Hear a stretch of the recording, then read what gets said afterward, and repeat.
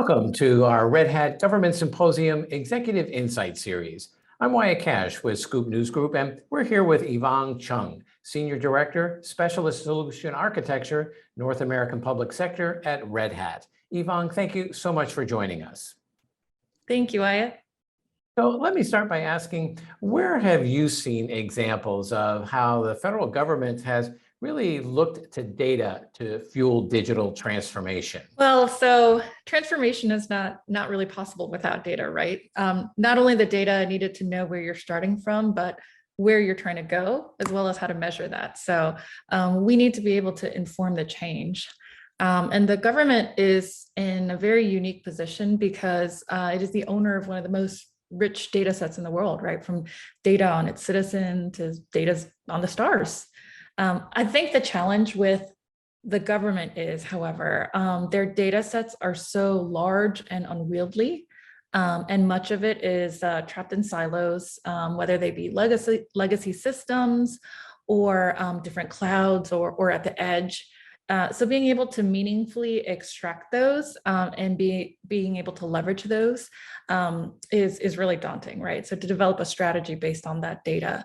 So I think that a lot of customers today, not just government, but both our enterprise customers and industry, have had pretty lofty goals over the past few years for digital transformation, which is great. It's good to be aspirational.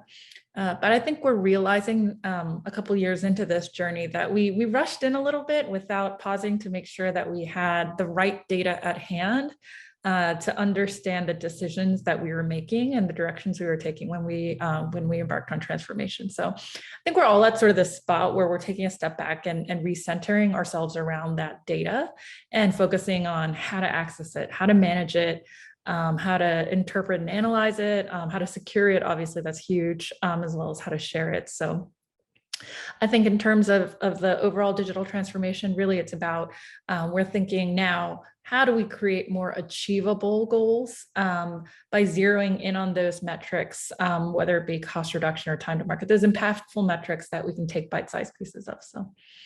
Well, next, how has open source technology played an important, if not increasing role as the federal government has faced critical challenges like COVID-19 response? Sure.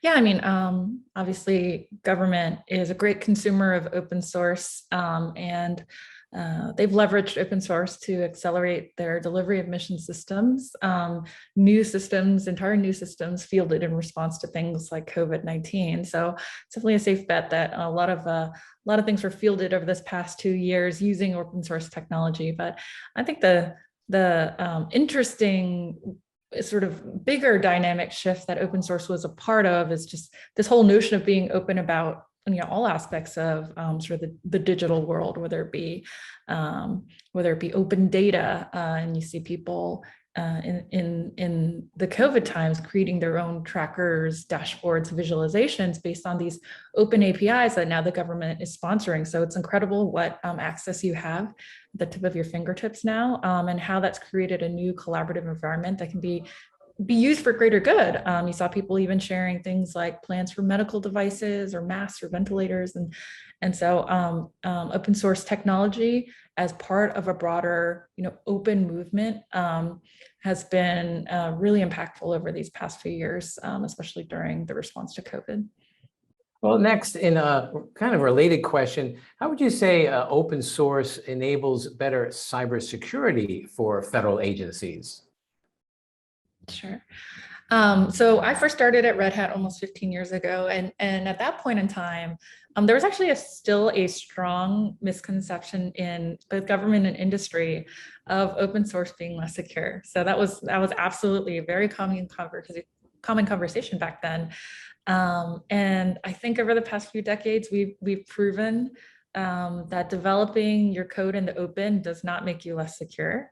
And also, developing your code behind closed doors doesn't guarantee security either. So we've seen many high-profile attacks over the past few years, unfortunately, and a lot of folks exploiting vulnerabilities in proprietary software. So the interesting aspect is, I think that the implications of the supply chain have really, when it comes to security, have really been seen over the past few years, where exploits in the supply chain on maybe one piece of software introduced vulnerabilities and everything downstream in that supply chain. So the criticality of that has really been played out in the media and in the public eye over the past few years.